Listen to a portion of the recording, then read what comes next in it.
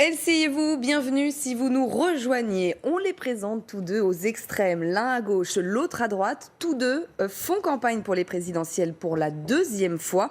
Tous deux ont des ennemis communs, la mondialisation, le système. Mais ils ont quand même des points de divergence, une opposition sur certains fondamentaux. Marine Le Pen et Jean-Luc Mélenchon, même combat. On se pose la question pendant une heure avec mes deux invités, Nicolas Bay, secrétaire général du Front National, et Daniel Simonet, porte-parole de Jean-Luc Mélenchon. Merci à tous les deux d'être là. Alors tout de suite, Daniel Simonet, vous n'aimez pas, en tout cas j'ai l'impression chacun, être qualifié de parti d'extrême. Oui, vous savez, il y a une extrême gauche dans ce pays. Elle est représentée par l'UNPA, par Lutte ouvrière. Je les respecte. Non, Jean-Luc Mélenchon et la France insoumise incarnent un mouvement qui a vocation à fédérer le peuple avec un programme, l'Avenir en commun, qui souhaite s'attaquer à la racine des choses. Donc, à remettre en cause le système, c'est-à-dire à la fois le modèle productiviste totalement anti-écologique qu'est notre système actuel, et en même temps remettre en cause la logique oligarchique de la Ve République en convoquant une assemblée constituante pour permettre au peuple de reprendre son destin en main. Voilà, donc on n'est absolument pas dans une logique d'extrême. C'est fédérer le peuple avec un programme pour que vraiment les choses changent et que le peuple restaure sa souveraineté populaire, avec évidemment la question européenne au cœur de notre programme, parce qu'aujourd'hui, l'Union européenne impose une seule politique possible, une seule politique libérale. Le peuple, l'Union européenne, ce sont aussi des mots qu'emploie beaucoup Marine Le Pen. Marine Le Pen, le Front National, parti d'extrême droite.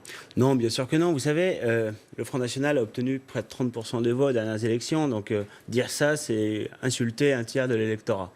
C'est une insulte d'être extrême. Oui, je crois. Oui. D'accord. Comme M. Trump, il n'y a rien d'extrémiste dans les idées que nous défendons. Nous défendons le peuple et nous ne sommes pas d'ailleurs spécialement de droite. Nous sommes en fait au-delà de ce clivage droite-gauche qui est devenu un peu archaïque, un peu obsolète. Le vrai clivage aujourd'hui, il est entre les mondialistes d'un côté et les patriotes de l'autre. Les patriotes, ils se rassemblent autour de Marine Le Pen. Et on voit bien que dans les principaux candidats que nous avons en face de nous, Emmanuel Macron ou François Fillon, il n'y a pas de vraie différence de fond entre eux. Il y a une différence de degré plus qu'une différence de nature, c'est-à-dire qu'ils sont dans la logique mondialiste, ultralibérale, de dérégulation totale, de disparition des frontières, de disparition des protections. Nous pensons que la nation reste le moyen efficace de défendre nos intérêts fondamentaux. Alors quand on dit Jean-Luc Mélenchon, Marine Le Pen, même combat, ça énerve, et ça énerve aussi Jean-Luc Mélenchon. On va écouter ce qu'il dit à ce sujet. Cette femme-là, elle nous singe. D'habitude, on dit singe savant. Là, j'ai pas dit savant, j'ai dit elle nous singe. Les discours, on reprend des phrases de nous, entières, des formules. Après, vous avez toute la ribambelle à micro qui rapplique en disant « Elle dit, vous dites comme elle ». Ah non, non, pardon, ça, vous avez compris, quoi. Ça embrouille tout, personne ne comprend plus rien. Et moi, à chaque fois, et ramer et encore ramer. Parce que vous avez quand même des cibles qui sont à peu près les mêmes. Mais absolument pas. On va prendre par exemple une question extrêmement fondamentale, comme la question, par exemple, de la politique au niveau de l'Union européenne. Bien. Ou la notion de patriotisme. Le Front National n'est pas un parti patriote. La patrie républicaine, c'est quoi ? Notre patrie républicaine, c'est liberté, égalité, fraternité. Le programme défendu par le Front National et Marine Le Pen ne souhaite absolument pas respecter l'égalité, la liberté, la fraternité. C'est un programme de haine qui essaie de faire croire que le problème, c'est l'immigration. Regardez sa mesure concernant l'éducation, qui vise à remettre en cause le fait que les enfants d'immigrés puissent avoir accès à l'école publique gratuite et obligatoire. Mais quelle aberration! On est vraiment sur une proposition totalement hallucinante, comme si on allait améliorer la situation de la France et de nos quartiers populaires en excluant 3,5 millions de jeunes de l'accès au savoir, de l'accès à l'émancipation. C'est un parti d'obscurantisme qui encourage la guerre civile. Et sur la question de l'Union européenne, la question de la souveraineté... Justement, sur l'Europe, on a une infographie montrant justement les points, en tout cas, ce que vous voulez faire par rapport à l'Europe. On voit que là aussi, quand même, vous voulez, une sortie de l'Europe, c'est-à-dire que voilà, on arrête d'avoir cette souveraineté européenne. Sur ce point, vous êtes à peu près d'accord? Non, c'est pas du tout la même chose. D'accord. C'est pas du tout la même chose parce que là, pourquoi est-ce qu'il est important de restaurer une souveraineté du peuple? C'est pour en finir avec les politiques d'austérité, c'est pour remettre en cause pas simplement la mondialisation, pour arriver à un capitalisme national où finalement le diktat des marchés financiers continue à s'imposer sur le territoire national, ce qui est grosso modo le programme du Front National. Ils veulent à la fois battre monnaie mais pas remettre en cause. Et nous souhaitons remettre en cause la logique de la finance et créer un pôle public bancaire, par exemple. Et s'attaquer aussi aux diktats des actionnaires dans les conseils d'administration des grandes entreprises. Nicolas Bay, vous voulez répondre? Oui, moi d'abord ça me fait beaucoup rire de voir une représentante de Jean-Luc Mélenchon décerner des brevets de patriotisme. Ce qui disqualifie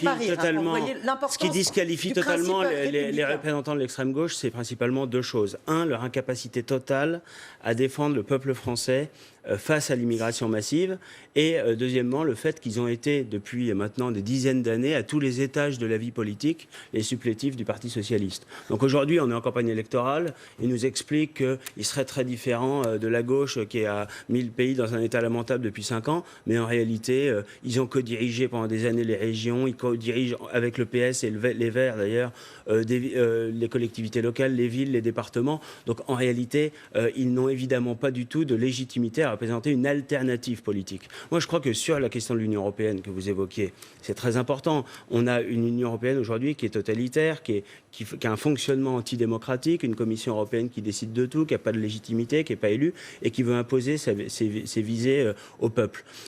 L'extrême gauche, aujourd'hui, parce qu'on est en campagne, ils nous expliquent qu'ils veulent remettre en cause l'Union européenne, mais ils n'ont jamais eu une position claire là-dessus. Ils n'ont jamais clairement dit qu'ils voulaient une renégociation totale des traités, et si ça n'était pas possible, parce que le problème aujourd'hui, c'est que les institutions européennes l'interdisent, eh bien, à ce moment-là, il faut sortir de l'Union européenne, c'est-à-dire voter pour le Frexit. Or, c'est évidemment pas du tout la position de Jean-Luc Mélenchon et de ses amis qui, en fait, défendent la continuation de ce système. Ils sont dans la même démarche mondialiste, mais le mondialisme gauchiste face au mondialisme ultralibéral. Sur un fait d'actualité, sur Aulnay-sous-Bois, par exemple... Non, mais je voudrais revenir juste 2 secondes là-dessus, parce que quand même, le Front National, c'est l'idiot utile du système capitaliste. Regardez, les votes de Marine Le Pen au Parlement européen sont très intéressants, parce que la circulaire sur les travailleurs détachés, Marine Le Pen, par exemple, s'est abstenue, n'a pas été capable de s'y opposer.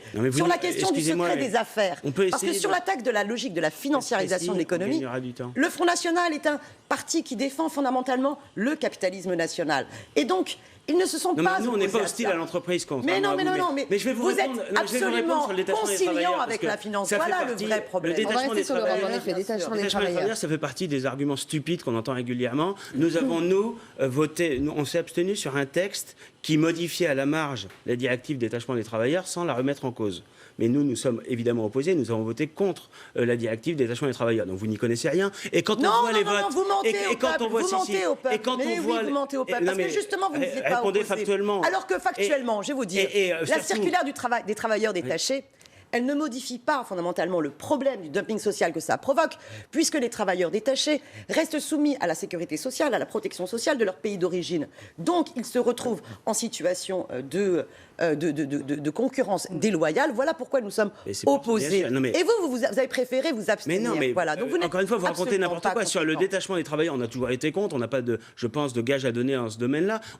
Simplement, il y avait eu un texte au Parlement européen qui modifiait très légèrement la directive détachement des travailleurs. Et c'est sur cette Et le secret des affaires, alors il y avait aussi un petit truc comme ça pour enfumer les gens qui écoutez, que le vote soit pas clair. Madame Simonet, pourquoi vos votes regardez donc les votes de vos députés européens, de Madame Vergiat, par exemple. Nous avons un député européen, il s'appelle Jean-Luc Mélenchon. Oui, moi je vous parle de Mme Vergiat qui a été élue sur vos listes. Regardez les votes qui sont les siens au Parlement européen. Vous verrez qu'elle va très loin dans la logique mondialiste, très loin dans la logique européiste, très loin aussi dans la logique immigrationniste. Et c'est votre problème fondamental. Vous n'êtes pas capable de vous opposer à l'immigration. Vous refusez de défendre les Français les plus modestes et les plus fragiles, qui sont les premières victimes de l'immigration. L'idée, c'est que l'immigration... C'est vous qui les méprisez. Vous croyez que le problème, c'est les immigrés, le problème, c'est la finance. Elle a utilisé l'immigration pour peser à la baisse sur les salaires et sur les droits sociaux des travailleurs français et par ricochet des autres pays européens. Parce que comme vous défendez de libre circulation. Et bien sûr, les travailleurs d'étranger, quand ils vont à ce moment-là voter,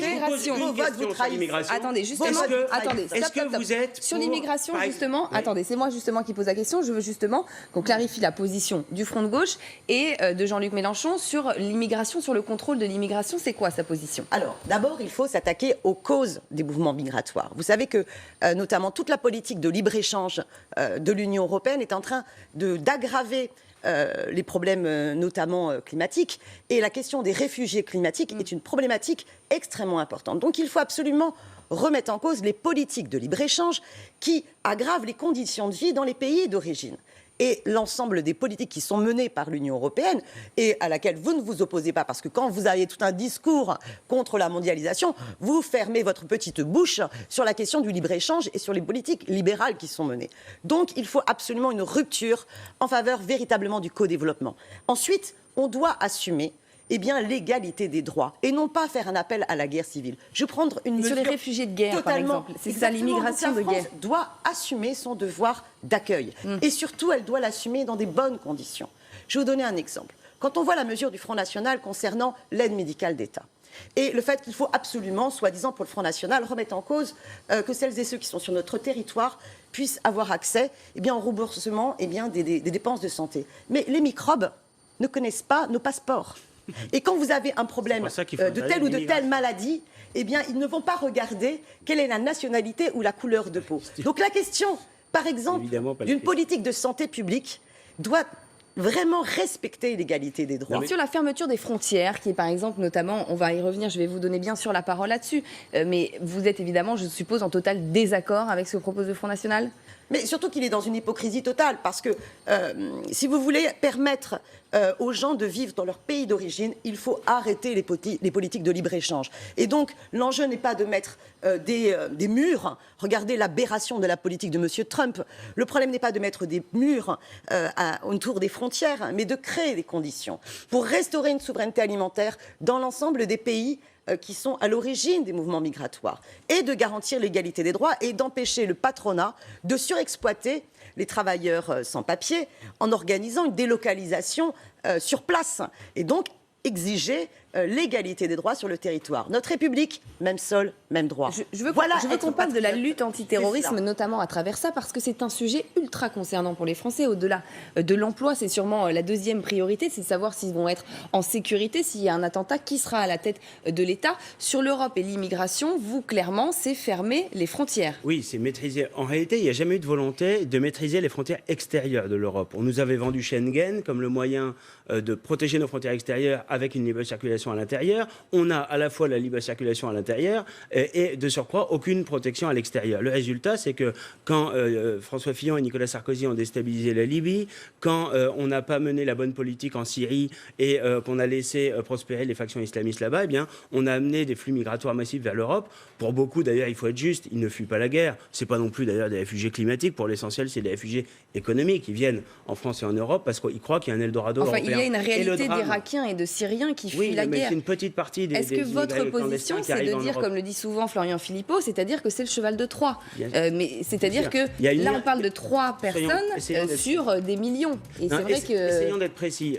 Il y a une infime minorité des immigrés clandestins qui arrivent en Europe, qu'on appelle improprement des réfugiés. En réalité, ils viennent pour des raisons économiques. Ils ne fuient pas la guerre. Maintenant, il faut évidemment fermer nos frontières et effectuer des contrôles systématiques pour éviter d'avoir cet afflux massif d'immigration, parce que et puis il faut mettre fin à toutes les pompes aspirantes de cette immigration. On va continuer ce débat, mais il faut qu'on fasse une pause pour l'essentiel de l'info, et je vous promets, on en parle juste après.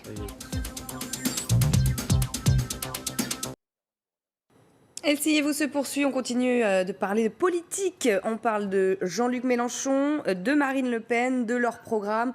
Des points communs, il y en a très peu, des différences beaucoup. On parlait notamment de l'Europe, plutôt de la place de la France dans l'Europe. Et vous allez voir, en tout cas, Marine Le Pen est d'accord avec vous, on l'écoute. Non, je ne pense pas. D'accord sur le fait que vous ne soyez pas d'accord. Mais il est radicalement différent. Parce que M. Mélenchon, il ne remet pas en cause l'Union européenne. Il la critique. Sur ces points-là, il n'explique pas comment est-ce qu'on la remet en cause. Or, la politique d'austérité que subissent les Français aujourd'hui, et qui n'est qu'un début quand on voit quelle est la feuille de route de Bruxelles. La feuille de route de Bruxelles, vous pouvez la lire, c'est le programme de François Fillon. Ça n'est que le début, ça va s'aggraver considérablement. Or, je n'ai pas entendu Jean-Luc Mélenchon dire « moi je vais rompre avec l'Union européenne » pour pouvoir arrêter la politique d'austérité qui est menée. Là, on parle d'un protectionnisme intelligent chez vous, protectionnisme solidaire au Front de gauche. Quelle est vraiment la différence pour les Français? Je pense qu'ils ont besoin d'explications derrière ces termes. Il y a une énorme différence. Aujourd'hui, le problème de la France, c'est qu'elle cumule les défauts du mondialisme ultralibéral, c'est un État qui ne protège pas, qui n'organise pas le patriotisme économique, et les défauts du socialisme, un État tentaculaire qui paralyse l'activité économique avec une fiscalité et des charges qui sont confiscatoires pour l'économie réelle. Nous, ce que nous défendons, c'est évidemment des protections douanières quand c'est nécessaire pour éviter le dumping social, le dumping environnemental, c'est éviter en particulier la concurrence déloyale pour nos entreprises, c'est-à-dire que des produits fabriqués à l'autre bout du monde avec des gamins qui travaillent 18 heures par jour, payés 20 € par mois, et bien que ces produits-là soient taxés quand ils arrivent en France et en Europe. Mais nous, ce que nous défendons aussi, et c'est une énorme différence avec l'extrême gauche, c'est que nous défendons la liberté d'entreprendre, la liberté d'initiative économique, c'est-à-dire que nous défendons l'abaissement de la fiscalité, un impôt sur les sociétés plus progressif, l'abaissement de la fiscalité, l'abaissement des charges sociales, la suppression de règlements, de contraintes administratives très lourdes sur les entreprises pour cesser, pour mettre un terme à une économie qui est aujourd'hui totalement bridée. Ça n'a rien à voir, puisque le MEDEF, il défend la logique ultralibérale de dérégulation totale, de disparition de toutes les protections, c'est-à-dire qu'il est aligné sur les positions de Macron et de Fillon. Voilà, ça n'a rien à voir. Comme vous, la baisse des cotisations sociales, parce que le problème de la sécurité sociale n'est pas l'heure. Cela dit, on voit bien aujourd'hui, c'est intéressant, c'est que quand la droite est au pouvoir, en réalité, ils mènent la politique d'austérité qui est imposée par Bruxelles et ils augmentent les impôts massivement. C'est-à-dire que ceux qui prétendent vouloir libérer l'initiative économique, en fait, ils font le contraire. La droite et la gauche, ils ont comme point commun quinquennat de Fillon, 50 milliards d'euros supplémentaires d'impôts, quinquennat de Hollande, 30 milliards supplémentaires. Eh bien, il faut évidemment alléger cette pression fiscale. Donc vous baisserez les impôts si le Front National arrive au pouvoir ? La question, c'est évidemment comment on fait pour maintenir un niveau de protection sociale tout en baissant la fiscalité et les charges, eh bien en faisant des économies. Et il y a des gisements d'économies très importants dans notre pays, mais on n'ose pas y toucher. C'est l'immigration, des dizaines de milliards d'euros par an, c'est la politique de la ville. Ça coûte le renforcement du contrôle aux frontières que la vous politique défendez. de la ville, ça coûte pas très cher. Ah bah bien sûr que si, c'est ça qui coûte très cher. Non, de payer 2000 douaniers, c'est pas ça qui coûte. Bien sûr. Et la reconduite à la frontière, combien ça coûte ? 90 milliards d'euros par an, la politique de la ville, qui est un échec total depuis des années et des années, qui consiste à acheter la paix civile dans les quartiers, et on voit le résultat ces derniers jours. Je vais vous répondre, ça c'est un point très important. Vous êtes en train de nous dire que contrôler nos frontières coûterait très cher, c'est évidemment faux. Inverser les flux migratoires, c'est-à-dire reconduire à la frontière les clandestins, ça coûte rien, ça coûte quelques centaines de millions au maximum. Voilà, c'est absolument dérisoire. Alors que l'Union européenne, elle nous coûte 8 milliards d'euros par an, la fraude sociale, elle nous coûte 20 milliards d'euros par an, la fraude fiscale, elle nous coûte 50 milliards d'euros par an. Donc il y a des gisements d'économie dans notre pays. Encore faut-il avoir la volonté politique de s'y atteler.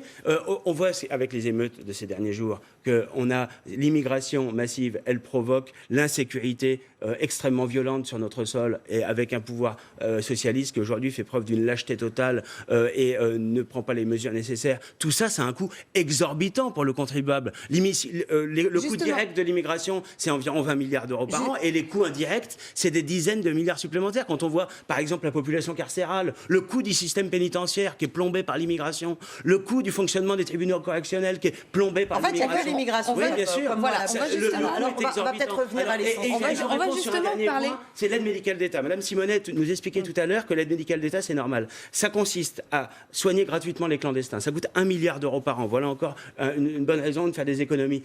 On a des Français qui ne se soignent plus, qui ne peuvent plus avoir accès à des soins dentaires ou ophtalmologiques. Des médicaments sont déremboursés tous les mois. Le coût des mutuelles complémentaires explose, et pendant ce temps-là, Madame Simonet, elle veut continuer avec l'aide médicale d'État. On soigne gratuitement toute la planète. Alors arrêtez, c'est pas possible. Votre projet vise uniquement à opposer les catégories de citoyens les uns contre les autres. Voilà, c'est l'organisation de la grève. C'est l'organisation de la grève. C'est là le côté solidaire. C'est le côté solidaire où vous vous démarquez. Les citoyens, Madame Simonet, par ailleurs, vous avez beaucoup parlé maintenant. Vous allez un peu laisser la parole aux autres. Je sais que la question du respect, de la tolérance, est quelque chose que vous ne connaissez pas dans votre registre. Mais voilà. Justement, le côté solidaire, c'est ça. Vous voulez faire la différence. Le côté de protectionnisme. J'ai déjà répondu sur la question de l'aide médicale d'État. Non, justement sur le côté du protectionnisme. Bien sûr. Solidaire. La question de l'égalité des droits, elle est essentielle, voilà, parce que c'est la base de notre héritage républicain, voilà, c'est l'égalité, la liberté, la fraternité, et ces trois principes-là sont totalement liés. Maintenant, pour revenir à la question européenne que vous avez posée au début, bon, le Front National finalement propose quoi ? Ne propose pas de remettre en cause le modèle économique dans lequel nous sommes.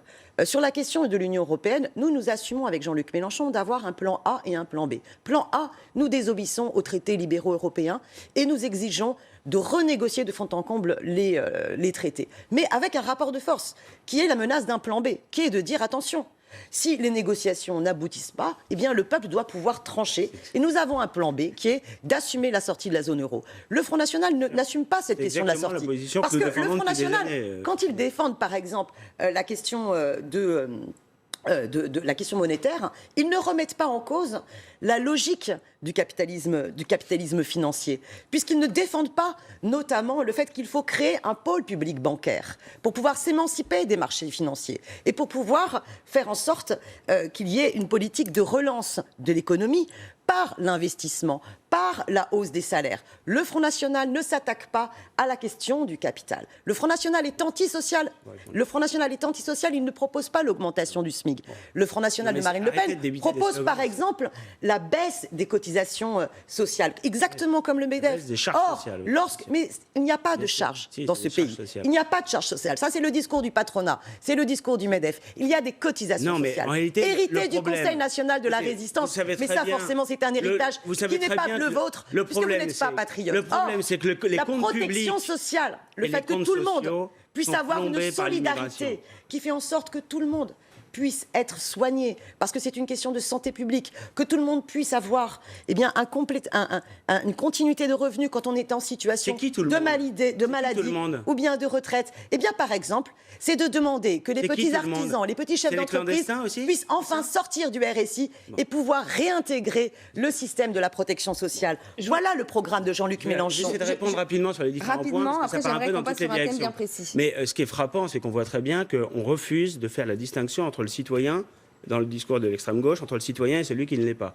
Nous considérons que si on veut maintenir un niveau de protection sociale, si on veut assurer la santé pour tous, si on veut assurer l'accès à un certain nombre de services publics fondamentaux, eh bien, il faut évidemment que ce soit réservé aux citoyens français. Sinon, quand on a 200 000 entrées légales par an et des dizaines de milliers de clandestins qui s'ajoutent, eh bien, vous la réservez à qui, la police aujourd'hui? La police la réserve à qui? Sur la question monétaire. Est-ce que les clandestins aujourd'hui prennent le travail de citoyens français? Madame, n'acceptez pas ces termes, madame. Il y a un vrai problème N'acceptez pas le registre de langage du Front Il y a National. un vrai problème de travail des clandestins dans notre pays, qui évidemment est toléré avec un certain laxisme. Mais on voit bien que Mme Simonet, elle ne veut pas Je vous ai remettre en jamais cause entendu l'immigration, dénoncer la et elle veut pas non surexploitation de plus- travailleurs sans droit. Bien sûr par que un si, certain on en nombre. parle tout le Mais temps, bien justement. sûr. Jamais vous ne l'avez On est au dénoncé. cœur du problème. Jamais vous ne l'avez dénoncé. On utilise l'immigration comme une façon de peser sur les salaires. Sur l'euro, c'est assez stupéfiant ce que j'ai entendu, parce que Jean-Luc Mélenchon n'a jamais osé remettre en cause réellement la monnaie unique européenne. Nous, ce que nous disons, c'est que cette monnaie unique européenne, elle dessert nos intérêts, elle sert sans doute les intérêts de l'Allemagne au détriment de la plupart des autres pays de la zone euro. Et donc, il faut en sortir, c'est-à-dire retrouver notre liberté monétaire, c'est-à-dire que la monnaie doit à nouveau être un outil au service de l'économie. On a une balance commerciale Mais qui vous est déficitaire, défendez s'il vous plaît, la parité qui est fixe. déficitaire de Donc, c'est le retour au de système 45 monétaire milliards d'avant d'euros qui ne par an. fonctionnait pas. Eh bien, il faut évidemment avoir une monnaie moins fortement évaluée. Donc, nous voulons faire évoluer l'euro-monnaie unique vers un euro monnaie commune qui sera constitué d'un panier de monnaie nationale, une monnaie d'échange international, mais chaque pays retrouve... Pas de retour au franc, alors, en tout cas. Si, chaque donc. pays retrouve sa souveraineté monétaire et on maintiendrait juste une monnaie internationale qui serait constituée de l'ensemble des monnaies qui... Mais ils sont pour un système c'est de parité. évidemment... Mais ils sont pour un C'est un système qui fonctionne bien. Jean-Luc Donc, ils Mélenchon, dépendront C'est un système qui toujours de la fonctionne logique de bien la et qui donne financiarisation. une puissance collective aux nations européennes, mais permet à chacun d'avoir à nouveau une monnaie qui est adaptée à l'état de son économie. Vous êtes hostile, en réalité, on voit très bien, vous êtes pour un mondialisme, mais contre le capitalisme. Mais ça, c'est une hypocrisie totale, parce que en réalité, Jean-Luc la Mélenchon? logique Il conservera mondialiste, l'euro c'est la ou logique de la spéculation. Alors, Qu'est-ce que sur l'euro? Monsieur On Jean-Luc reprend ce que Mélenchon, fera Monsieur Mélenchon sur président l'euro. de la République, ira voir Madame Merkel, ira voir les institutions Sur le plan A et de le plan l'Union B. européenne, C'est ce que et vous il nous avez commencera dit. par créer une bonne ambiance de travail en leur disant, à l'issue des négociations, il y aura un référendum. Et ce sera le peuple qui tranchera. D'accord, donc Soit- la question sera posée. Exactement, la question sera posée. Et elle sera posée en quels termes? Soit, eh bien, le peuple tranchera parce qu'il estimera que le résultat des négociations, en termes de refonte, de fond en comble des traités est satisfaisant, soit il estimera que ça n'est pas satisfaisant et donc il y a un plan B qui est la sortie des traités libéraux Mais vous n'avez pas inventé l'eau chaude là-dessus. Ça fait des années que nous défendons un projet qui consiste à renégocier Je sais que ça vous dans un premier embête temps, d'avoir et ensuite, une contradiction. Si la négociation On peut est pas terminer impossible, une de phrase sortir de avec l'Union eux. européenne, voilà, c'est tout. On ne peut pas terminer une phrase avec eux. On termine rapidement sur l'Europe et l'euro, parce qu'après, on va passer à un autre thème. Mais Allez-y. surtout, on le fait pour remettre en cause les politiques d'austérité qui sont imposées. La grosse différence que nous avons avec le Front National aussi, il y en a plein. Mais c'est que le Front National, et d'ailleurs ça se traduit dans les communes qu'il dirige, eh bien, est pour la baisse des dépenses publiques. Nous pensons au contraire qu'il faut à la fois de l'investissement pour répondre aux enjeux écologiques que le Front National ignore totalement, pour organiser la transition énergétique. Il faut défendre nos services publics. Nous avons à la fois besoin de restaurer une police de proximité dans nos quartiers. Nous avons besoin de redévelopper les bureaux de poste qui sont fermés les uns après les autres. Nous avons besoin de développer à la fois les emplois publics pour l'école, la santé. Et nous avons besoin de relancer une relocalisation à la fois de l'agriculture paysanne et bio et de relocaliser notre industrie. Et donc tout cela, ça se fait par aussi de la politique publique que le Front National méprise parce qu'il défend une logique finalement de capitalisme national. Voilà. Je voudrais qu'on parle d'un sujet d'actualité, ce qui est en train de se passer à Aulnay-sous-Bois et à Bobigny. Marine Le Pen est à Nice en déplacement. Elle est allée notamment sur la promenade des Anglais se recueillir sur la stèle en hommage aux victimes du 14 juillet. Elle parle de possibles embrasements. Elle a apporté son soutien aux policiers directement. Elle n'a parlé que de ça. Oui, bien sûr, c'est un sujet très important. Par rapport à l'affaire Théo, elle ne sait pas, elle s'est positionnée tout de suite sur le soutien prioritaire aux forces de l'ordre. Mais je crois que c'est très important. Il faut laisser l'enquête se faire sur ce qui est arrivé à ce jeune homme. Les premiers éléments de l'enquête laissent penser que ça pourrait être accidentel, mais en toute hypothèse, il a été gravement blessé. Et donc, on peut avoir évidemment de la compassion pour ce garçon. Mais pour autant, ça ne doit pas... Si, bien sûr que si, on l'a dit. Mais pour autant, ça ne doit pas jeter l'opprobre ni sur le travail des policiers, extrêmement difficile, le travail de nos forces de l'ordre qui est extrêmement compliqué aujourd'hui, avec peu de soutien, il faut bien le dire, des pouvoirs publics, avec des effectifs qui ont été effondrés, notamment par M. Fillon, qui n'ont jamais été reconstitués par Hollande et Valls. Mais justement, vous dites qu'il y a deux acteurs et on a l'impression que ça va que vers un seul acteur. Est-ce que ce n'est pas pour les gens des quartiers qui, eux, sont peut-être aussi en souffrance? Les gens des quartiers, ça ne veut rien dire. Les personnes qui habitent dans les quartiers, qui sont en souffrance par rapport à ça. Je veux dire, on a l'impression qu'on a entendu vraiment que sur un seul sujet, sur un seul côté. Il y a beaucoup de gens qui habitent dans ces quartiers qui sont évidemment au quotidien les premières victimes de cette insécurité insupportable. Mais cette insécurité insupportable, ce sont les classes populaires dans les quartiers qui en sont victimes, comme les policiers. Mais alors que faire? Renforcer seulement la sécurité, ne pas écouter derrière les souffrances de l'État. Il faut que l'État assure ses fonctions régaliennes. Aujourd'hui, parce qu'on a eu un effondrement des effectifs de police, ils sont largement accaparés par la lutte antiterroriste. Donc Marine Le Pen renforcera les effectifs, bien sûr, on augmentera de 15 000 postes dans la police, la gendarmerie et les douanes.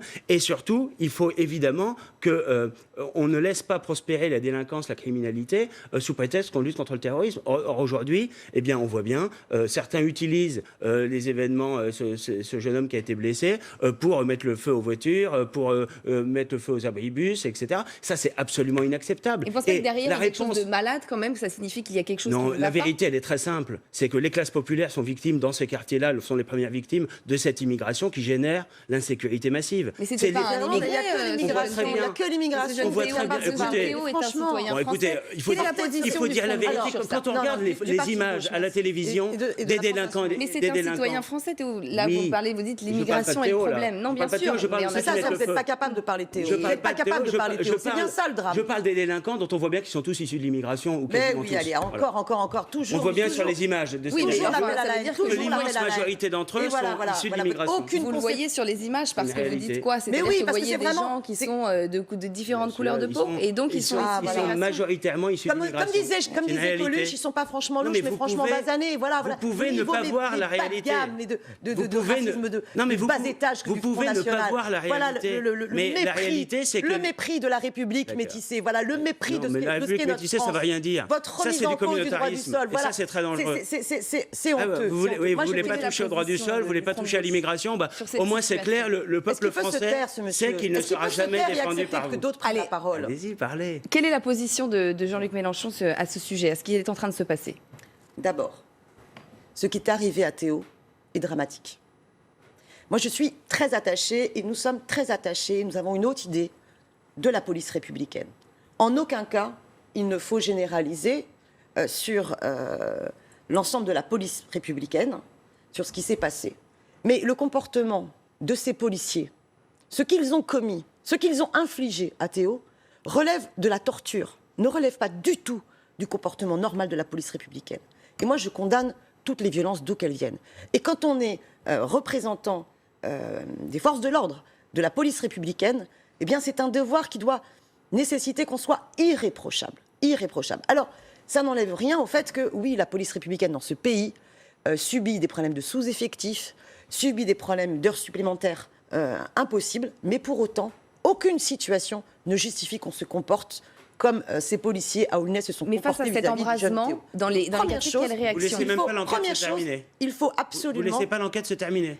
Première chose, il faut absolument que l'enquête aille jusqu'au bout, Stupéfiant. que la justice soit faite et qu'il y ait vraiment une formation au niveau de la police, comme il avait pu en avoir au début des années 80, et qu'on prenne enfin la mesure de la nécessité d'imposer des récépissés datés, signés, co-signés contre les contrôles aux faciès, qu'on arrive véritablement à restaurer une police républicaine avec une police de proximité dans les quartiers, parce que qu'on ait enfin conscience que la jeunesse de ce pays subit une discrimination terrible dans les quartiers. Après, il y a toute la problématique que l'on connaît et sur laquelle rien n'a été fait vis-à-vis des quartiers. Ça fait combien de temps que l'on signale que ça n'est pas possible, qu'on ne peut pas vivre dans de bonnes conditions quand l'ensemble des services publics sont fermés les uns après les autres, quand les associations n'ont plus du tout les moyens financiers pour développer du vivre ensemble, quand on laisse des ghettos se développer. Ce sont des problèmes de fond, donc pour vous, qui entraînent, qui découlent de cette situation. Mais bien évidemment, il y a une difficulté de vie dans les quartiers à laquelle on ne prend pas en charge. Et en même temps, il y a un discours, discriminant, dégradant, alors que vous avez aussi une magnifique énergie dans les quartiers populaires. Vous avez plein de femmes et d'hommes qui sont en capacité de créativité. Vous avez des personnes qui sont extrêmement diplômées. Vous avez toute cette richesse-là qui n'est pas mise en valeur. Aujourd'hui, allez vous promener dans un certain nombre de quartiers, le bureau de poste a fermé, le centre de santé a fermé, le centre social n'a pas les moyens, il n'y a pas de théâtre, il n'y a pas de lieu culturel. Voilà, donc il faut absolument redévelopper les moyens de la République partout et pour toutes et tous dans l'ensemble des quartiers.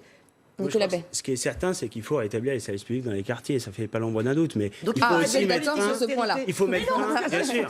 Bien sûr, évidemment, on est aussi la réduction des à dépenses l'austérité, mais publiques. c'est une évidence. La question ne se pose même pas. Tout le monde le sait. Enfin, Marine Le Pen en parle tout le temps. Il n'y a que vous qui regardez mais jamais toutes la vos politiques, télévision. quand vous êtes aux manettes dans les municipalités, la vous question, elle baissez est les plus dépenses profonde dans les publiques. Faites quartiers. l'inverse. Ces quartiers, Vous fermez ils sont devenus, s'il vous plaît, le secours arrêtez de populaire. hurler. Ben oui, le secours populaire. Pourquoi vous lui coupez les ressources On a lorsque vous êtes en dans ces exercice quartiers un autre ordre qui s'est substitué à l'ordre républicain. C'est devenu non seulement des quartiers de non-droit, mais des quartiers de non-France, c'est-à-dire avec des barbus ou des dealers, ou parfois les deux, qui font leur loi. Et il faut évidemment que l'État soit présent, qu'il assume ses fonctions régaliennes, qu'il fasse preuve d'autorité, de fermeté pour empêcher les barbus ou les dealers de faire leur loi dans ces quartiers. Ça, c'est le devoir que nous avons vis-à-vis des populations qui, évidemment, sont en situation de grande vulnérabilité et pour qui vivre dans ces quartiers devient de plus en plus insupportable. Moi, je refuse en revanche ce discours qui consiste à dire finalement l'insécurité dans ces quartiers, elle serait le résultat de la pauvreté et tout. Parce que c'est une véritable insulte à nos compatriotes qui vivent parfois, c'est vrai, difficilement dans la pauvreté, dans la précarité, et qui se comportent admirablement bien et qui sont exemplaires. On ne peut pas mélanger comme ça ceux qui habitent dans ces quartiers, qui subissent l'insécurité, et les délinquants et les criminels. Et les délinquants et les criminels, ils doivent être mis derrière les barreaux.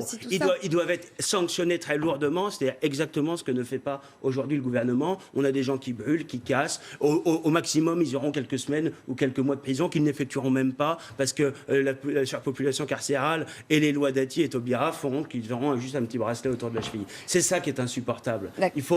On ne peut pas faire vivre nos devises fondamentales de la République, la liberté, l'égalité et la fraternité, quand il y a vous pas en moquez. la Alors sécurité, justement, qui en est la parlant de première l'égalité, liberté. Est-ce que vous on va croyez parler que empêcher les jeunes empêcher, parce que c'est la mesure de Marine Le Pen quand même, hein, c'est-à-dire d'empêcher les jeunes issus de l'immigration, comme vous dites, d'avoir accès à l'école publique gratuite et obligatoire. Est-ce que vous pensez que ce type de proposition défendue par Marine Le Pen, qui cherche à constitutionnaliser la préférence nationale et remettre en cause ce principe républicain, va améliorer la situation des quartiers? N'importe quoi, les clandestins, ils n'ont pas à avoir accès à l'école puisqu'ils ont vocation à être expulsés du territoire national. Ils n'ont pas vocation à rester. S'agissant des étrangers en situation régulière, c'est-à-dire ceux qui ont un titre de séjour, eh bien, nous voulons mettre en place un délai de carence, c'est-à-dire qu'ils auront accès aux services publics gratuits et à un certain nombre d'aides sociales après avoir effectué une période pendant laquelle ils ont cotisé et participé. Et les 2 premières Comment ils années, le font alors s'ils n'ont rien? imposer que les 2 premières années d'école ne soient plus gratuites, laïques et obligatoires, vous croyez que ça va améliorer? Mais je vais vous dire, le fond du problème, c'est que c'est l'immigration légale elle-même que nous voulons réduire drastiquement. Aujourd'hui, c'est 200 000 entrées par an. Nous voulons la réduire à 10 000, c'est-à-dire uniquement la force de gens qui viennent travailler en France et qui apportent un savoir-faire spécifique, technique, que nous n'avons pas ou rarement en France, mais c'est tout. On a 6 millions de chômeurs et 9 millions de pauvres. On n'a pas à continuer de supporter cette immigration massive qui plombe nos comptes publics, qui plombe nos comptes sociaux et qui apporte le désordre identitaire et sécuritaire. L'immigration est donc à l'origine de tous les maux. Pas de tous les maux, mais d'un certain nombre. Et c'est vrai qu'on ne peut pas à la fois défendre un système de protection sociale ambitieux, une vraie cohésion nationale, une vraie fraternité, et dans le même temps accepter l'immigration massive. C'est la grande incohérence de l'extrême gauche, et c'est ce qui fait qu'ils sont disqualifiés. Mais oui, mais le Front National est Ce l'idiot sera le dernier utile mot. du système. Il ne remettra jamais en cause la finance, jamais en cause le 440, et préfère organiser le rejet de l'autre. Merci à tous les deux, en tout cas pour ce face-à-face. Vous restez avec nous tout de suite, un nouveau journal sur LCI.